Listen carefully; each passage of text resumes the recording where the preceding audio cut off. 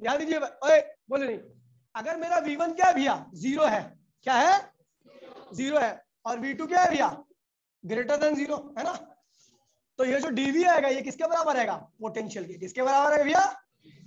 लेकिन if V1 is greater than 0 and V2 is also greater than 0, ठीक है भैया, इन दोनों का मैग्नीट्यूड क्या भैया, अगर 0 से ज्यादा आ रहा है तो जो आपका V1 V2 dV जो आएगा वो किसके बराबर आएगा, पोटेंशियल डिफरेंस। कोई दिक्कत तो नहीं भैया, फटाफट कॉपी करो 1 मिनट के अंदर। तो ये बहुत ही, आप देखो कैसे इसको यूज करेंगे, वो आगे जब हम करेंगे तब पता लग जाएगा आपको, अभी इसको ध्यान रखना, ठीक है। हाँ वीनो अभी भी नहीं समझ पाया, 2 साल हो गए पढ़ते हुए। वीनो भाई, ओए भाई देखिए, ये ये बहुत तगड़े कंसेप्ट है, इसको अगर भूल गए तो बहुत सारी चीजें आपकी जो ढीली हो जाएंगी। अब देखिए भैया, आपको याद है हमने कल ही क्लास में बहुत सारे सिस्टम की एनर्जीज को निकाला था, सिंगल सिस्टम की एनर्जी, डबल चार्ज के सिस्टम की एनर्जी, ट्रिपल चार्ज के सिस्टम की एनर्जी, है ना। अब एक ऐसे सिस्टम की एनर्जी निकालूंगा जो कि एक्सटर्नल इलेक्ट्रिक फील्ड में प्लेस्ड है, क्या है, अभी मैंने आपको बताया था in the direction of electric field potential क्या होता है, डिक्रीज होता चला जाता है। अगर मैं इलेक्ट्रिक फील्ड के ऊपर ही देखूंगा तो हर पॉइंट का पोटेंशियल क्या होगा, अलग अलग हो। अच्छा क्यों होता है पता आपको, क्योंकि इलेक्ट्रिक फील्ड कहां से निकलती है, पॉजिटिव से, और हर पॉइंट क्या होगा, उस चार्ज से अलग अलग दूरी पर होगा।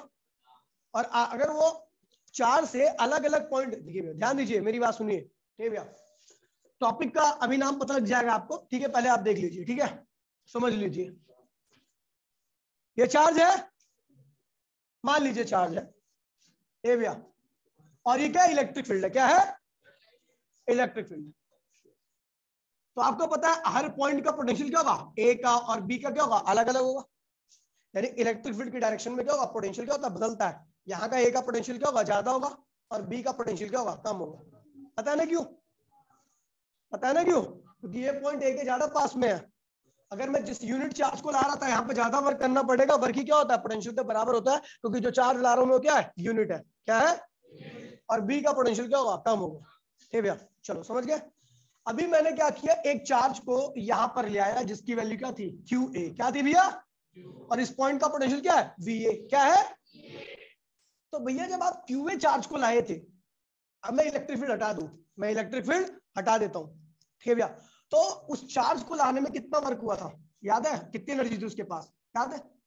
अब जब एक चार्ज आता था यूनिवर्स में अकेला, तो उसके पास कितनी एनर्जी थी, मैंने आपको बताया था 0, याद है 0। तो इसके पास पहली एनर्जी खुद की आने की वजह से क्या है, 0। लेकिन आपको पता जिस पॉइंट पर, क्योंकि आप इलेक्ट्रिक फील्ड में ला रहा हूं मैं, क्या ला रहा हूं भैया, अकेला आया था इसलिए इसके पास एनर्जी क्या, अकेले आने की वजह से 0 है। लेकिन जैसा कि आपको पता है जिस पॉइंट पर आ रहा है उसका कुछ पोटेंशियल है, क्या है, और जो चार्ज आ रहा है वो क्या है, क्यूए है। तो इसके पास एक और एनर्जी आएगी जिसको मैंने कल बताया था, उस पॉइंट का पोटेंशियल इनटू में उस पॉइंट पे चार्ज के प्रोडक्ट से निकाल सकते हो आप, याद है। मैंने बोला था कि भैया कोई चार्ज क्यू वी पोटेंशियल में रखा है तो उसके पास एनर्जी क्या होगी, ये थी, याद है नहीं याद है। अगर कोई चार्ज क्यू वी पोटेंशियल के अंदर रखा हुआ है तो उसके पास एनर्जी कितनी होगी, ये। एक तो ये खुद आया था तो वर्क क्या था, 0 था, क्योंकि दूसरा चार्ज प्रेजेंट नहीं था। लेकिन ये जहां पर आया वहां का पोटेंशियल क्या है, वी ए है, और कौन चार्ज आया है, क्यू ए, तो उसका कुल ये वाली एनर्जी होगी उसके पास, है ना। चलो एक काम करते हैं, इन दोनों पॉइंट के बीच की दूरी क्या है, आर, क्या है, एक दूसरे चार्ज को लाते हैं, क्यू बी को, क्या लाते हैं भैया, इस पॉइंट का पोटेंशियल क्या है, वी बी, क्या है। तो जब ये आया तो आपको पता है ये चार्ज तो यहाँ पे बैठा हुआ था, कौन बैठा हुआ था भैया, क्यू ए। तो इसके पास एनर्जी जो आएगी, एक तो भैया आपको पता है इसके अगेंस्ट में आने में वर्क करना आएगा, इस चार्ज को, तो क्या होगा, k Q A Q B upon में दूरी कितनी है भैया, आर। और दूसरा ये चल कर यहाँ पे है तो इस पॉइंट का भी कुछ पोटेंशियल है, तो इसकी वजह से कितनी एनर्जी होगी, वी बी इंटू में क्यू बी। तो इस पूरे सिस्टम के पास कितनी एनर्जी हो जाएगी, ये U A plus U B. तो यू ए की वैल्यू क्या है भैया, 0 प्लस दिस, तो यही आएगा V A plus Q A, और यू बी की वैल्यू क्या है भैया, ये पूरी, तो V B plus Q B plus K Q A Q B upon में आर। एनसीईआरटी का एक एग्जांपल है, क्या हुआ? अरे वो जानबूझ के लिए। ठीक है भैया, एनसीईआरटी में क्वेश्चन है, एनसीईआरटी का एक एग्जांपल है, सेम डिट्टो यही है, बिल्कुल एग्जैक्ट यही सेम एग्जांपल है। ठीक है भैया, अब ये इस टॉपिक का ना समझ में आ गया भैया कि मैं जिस जहां पर ला रहा हूं वहां पर ऑलरेडी कुछ पोटेंशियल है हर पॉइंट का। ठीक है, तो अगर किसी भी पॉइंट, किसी भी चार्ज को किसी भी ऐसे पॉइंट पर लाता है जिसका कुछ पोटेंशियल है, तो उस चार्ज के अकेले आने पर भी उसके पास एनर्जी होगी, जो कि क्या होगी, उस पॉइंट के पोटेंशियल इनटू में चार्ज के प्रोडक्ट के बराबर आएगी। कल मैंने बताया था ये relation between potential and potential energy, याद है? तो भैया इसके जब ये आया तो खुद की वजह से तो कोई एनर्जी नहीं होगी इसके पास, लेकिन उस पॉइंट पर आने की वजह से इतनी एनर्जी आ जाएगी इसके पास। ठीक है, लेकिन जब ये आया तो ये इसके अगेंस्ट में आया तो इसके पास ये एनर्जी रहेगी, और प्लस जिसके पास जिस पॉइंट पर आया उसका भी कुछ पोटेंशियल है, तो इसके अंदर एक और एनर्जी उड़ेगी, तो इस पूरे सिस्टम के अंदर क्या होगी, इतनी एनर्जी। ऐसे आपका एक चार्ज आएगा, अगर एक चार्ज आ रहा है, मान लीजिए इलेक्ट्रिक फील्ड है, तो एक चार्ज आ रहा है, इस पॉइंट का पोटेंशियल क्या है, वी, इस पॉइंट का पोटेंशियल क्या है, वी, और चार्ज क्या रहा है, क्यू, तो इसके पास कितनी एनर्जी होगी, इस बार जीरो नहीं रहेगी, वी इंटू में क्यू, वी इंटू में क्यू। समझ गए भैया?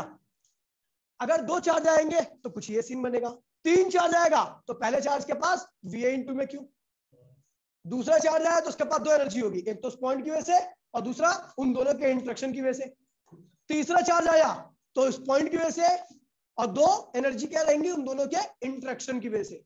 याद है भैया, जितने भी चार्ज आएंगे आपका एक एनर्जी उसमें एड अप हो जाएगी और उस पॉइंट के पोटेंशियल की वजह से। समझ गए भैया?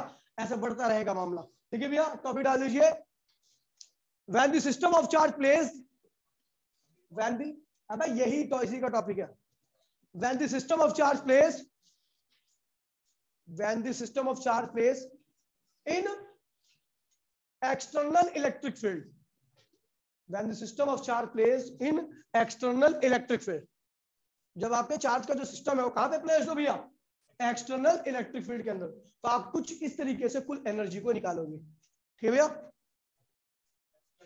इलेक्ट्रिक फील्ड,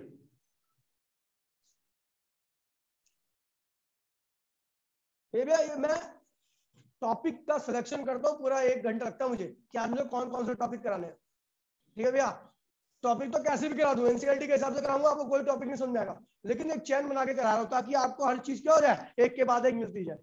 अगर मैं तब कराता आपको तो आपको कुछ भी समझ में नहीं आता इसमें, जहां पे मैं एनर्जी निकलवा रहा था, अगर ये तब कराता तो आपको कुछ समझ में आने वाला नहीं था। ठीक है, अब आगे सुनो भैया, तो संडे की क्लास में पूरी चीजों को रट लेना, कल भी थ्योरी कराऊंगा, न्यूमेरिकल 1-2 करा दूंगा कल भी। ठीक है भैया, संडे क्लास में हर चीज रटी हुई है। चलो मिलते हैं अगली क्लास में, टाटा बाय बाय, जय हिंद जय भारत।